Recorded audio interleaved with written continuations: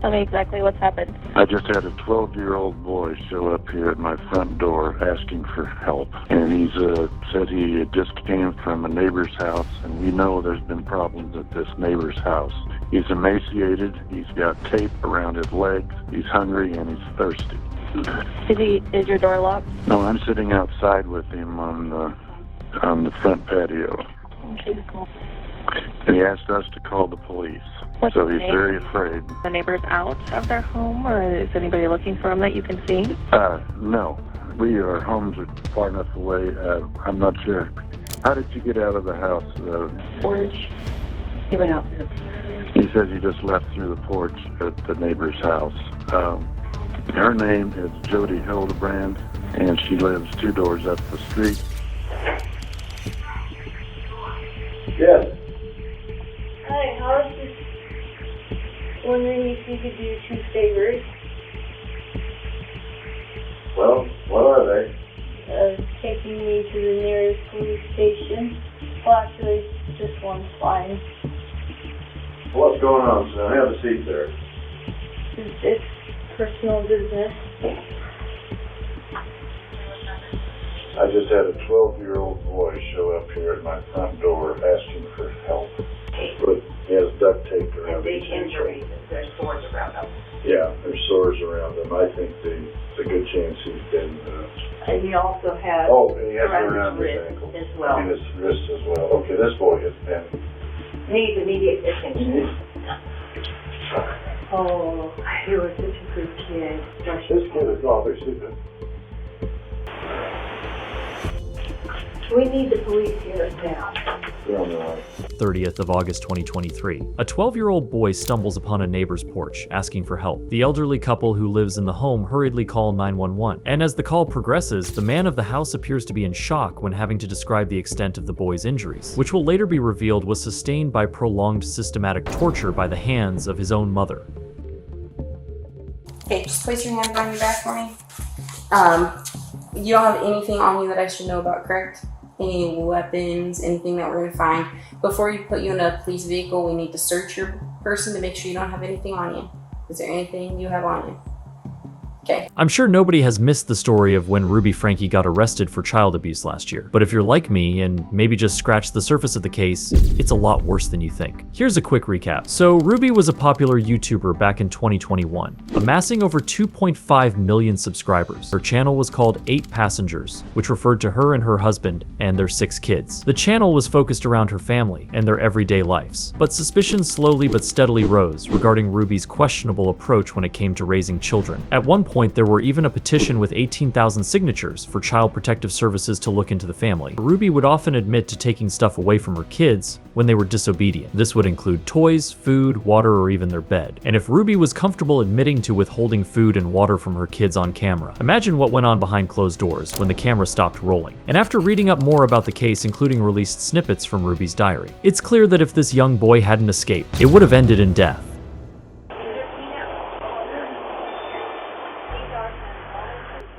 These folks are going to examine you.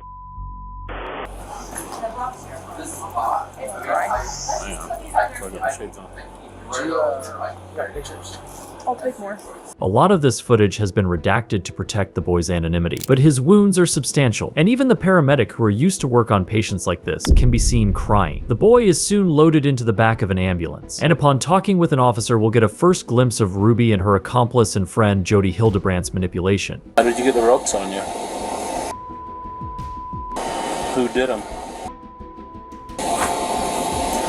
You're not in trouble with me, okay? We're just trying to figure out what's going on. Our main focus right now is you, okay? Who put the ropes on you? Supposed to help you what?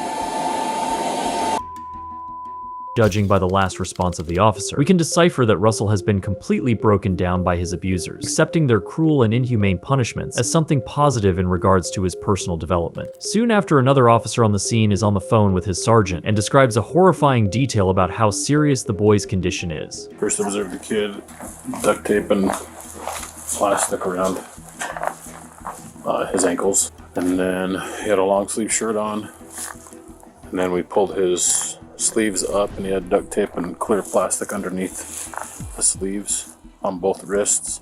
And then medical got there. They started cutting the stuff off him.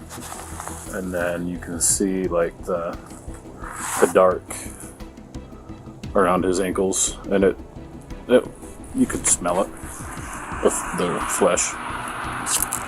It's underneath the tape. As soon as they took it off, you can, even outside, you could smell the flesh.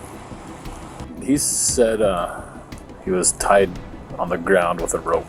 That's where the wounds came from.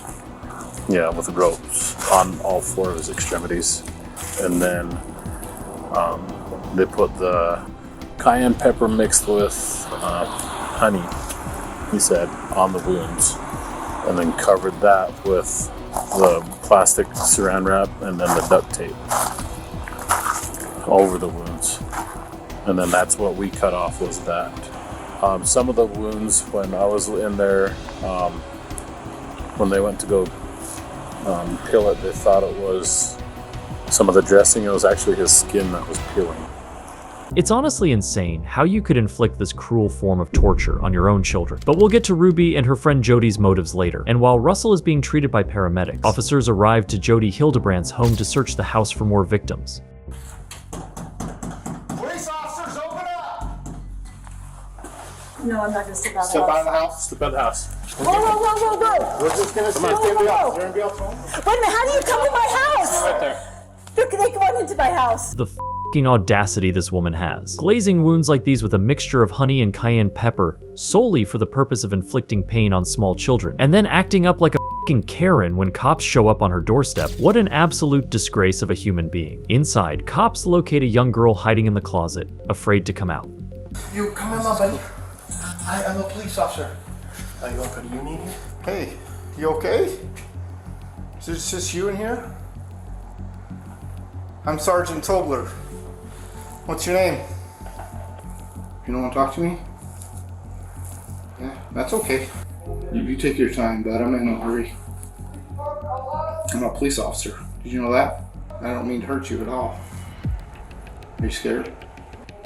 You're okay. You're in no way in any trouble. I'm not here to hurt you. I just want to make sure you're okay. And I get if you're scared. I would be too. It's okay if I just sit here with you. We don't have to say anything. If you don't want to. I'll just sit here with you. The officer reportedly first thought that the girl was a boy, due to her having a buzz cut, another cruel punishment from Ruby and Jodi. Almost an hour later, the girl is still too scared to come out of the closet. Police brings the young girl some food and she is reluctant to dig in. We can assume she's hungry, and it's unknown how long she's been without food. But it's clear that the girl doesn't know if she's allowed to eat, as withholding food was extremely common, hence why all children are emaciated.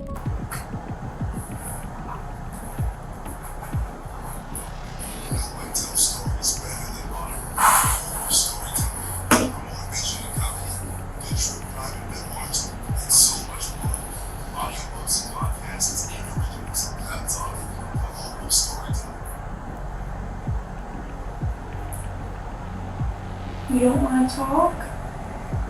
Okay. There's nothing at all you want to talk about at all? It's okay to talk to me.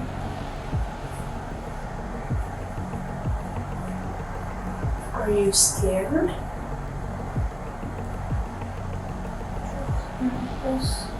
What? So can we carry you from there? That's the right choice. We helped your brother, and we got him some help too. And that's what we want to do for you. Is we want to get you some help too. We are safe. We will not hurt you, and we won't do anything to hurt you. It's unclear what was said next, but after almost 4 hours, the girl stands up with the emergency responders and slowly walks out of the closet. And as the girl is taken to a hospital, cops continue to document Jodi's home, where they find a disturbing piece of evidence in the form of a safe room. The whole audio in the footage is redacted, but we'll hear a former FBI agent's take on the vault. To me, it looked like a closet gun safe, basically, is what I was expecting sort of on the other side of that. Lots of people have them particularly in the basements of their homes, to hold long rifles and multiple weapons and those kinds of things. I wouldn't say it's the most common type of safe. I have a safe in my home and it's not that, but I've seen them before to hold, weapons mostly. But I think safe rooms, depending on where you live, are not necessarily uncommon, but they're not rooms that are designed like that, which is designed to, I guess, sustain life for prolonged periods of time. In safe rooms in homes from tornadoes, weather, those kinds of things, they're just designed for you to be in there for a matter of hours to stay safe and then emerge.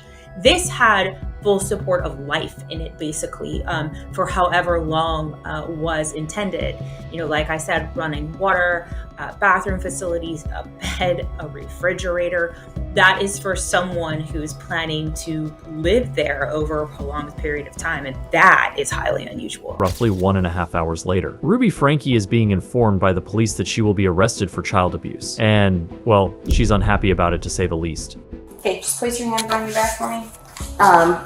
You don't have anything on you that I should know about, correct? Any weapons, anything that we're going to find. Before you put you in a police vehicle, we need to search your person to make sure you don't have anything on you. Is there anything you have on you? Okay. Alright, you're just going to walk with Officer Hines.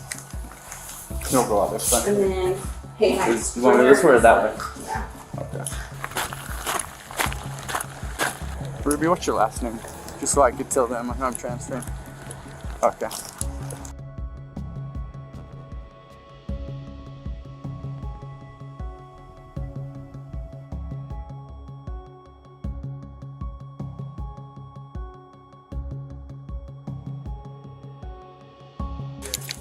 I'll come up and I'll come back and grab it after they get back here.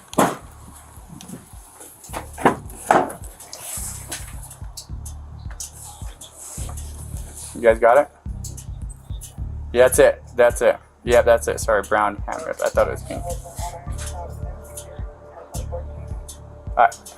Thanks, sir. Bye.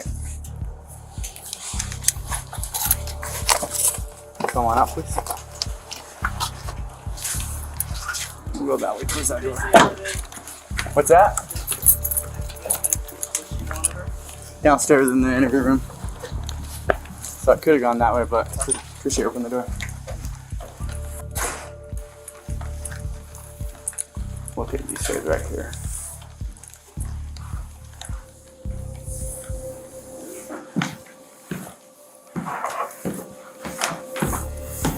This next one right here. Right here. And we'll go ahead and I can remove those cuffs right here. Okay, go ahead and have a seat.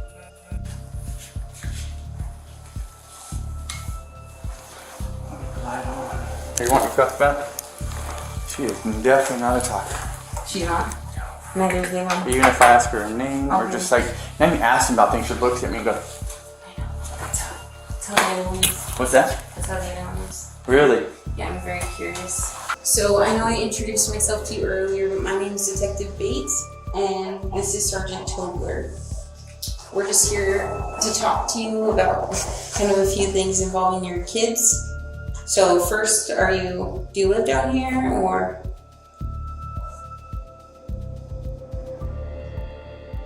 Or do you live up north?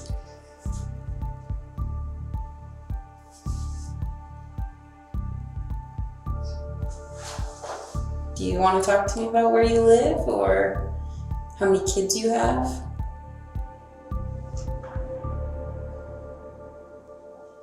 So we just spoke with your husband and he said you guys have 6 kids. Are those all together? Are those all your kids?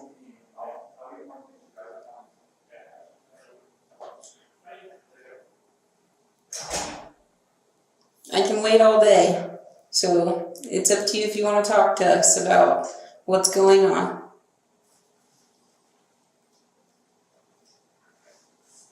Would you feel more comfortable talking to one of us? Or do you want me to I can step out if you want? Or if you feel more comfortable talking to him, I can step out. I'll wait till I have a lawyer. Okay. You don't want to talk to us about anything? So yeah, this is just your chance to tell us. We're just trying to get your side of the story. So it's your chance to do that, but it's up to you. I've already told you. While being interrogated by detectives, you can't help but notice the anger, resentment, and sheer hatred Ruby seemed to radiate. But if she's untalkative now, that will change come sentencing. She committed horrible acts of child abuse. From May to August in 2023, Ms. Franke and her business partner held her 2 children, ages 9 and 11, turning 12, in a concentration camp-like setting. The children were regularly denied food, water, beds to sleep in, and virtually all forms of entertainment. They were isolated from others and were hidden when people came to visit the house where the children and the defendants were staying. The children were forced to do physical tasks like carrying loaded boxes up and down stairs and wall sits or sitting against a wall without a chair or stool for hours at a time. They were also forced to do manual labor outdoors in the extreme summer heat, at times without shoes or socks. They were forced to stand outside on a cement patio in the summer heat for hours and even days at a time. They were beaten, and the 12-year-old was regularly bound hand and foot after he attempted to run away in mid-July. Heaven only knows how much longer he could have survived in that situation. I would like to make a statement without any intent to change my stipulated sentence. For the past 4 years, I've chosen to follow counsel and guidance that has led me into a dark delusion. My distorted version of reality went largely unchecked as I would isolate from anyone who challenged me. I was led to believe that this world was an evil place, filled with cops who control, hospitals that injure, government agencies that brainwash, church leaders who lie and lust, husbands who refuse to protect, and children who need abused. Ms. Franke, how do you plead to count 1, aggravated child abuse, a second-degree felony? Guilty. To count 3, aggravated child abuse, a second-degree felony? Guilty. To count 5, aggravated child abuse, a second-degree felony? Guilty. And to count 6, aggravated child abuse, a second-degree felony? With my deepest regret and sorrow for my family and my children, guilty.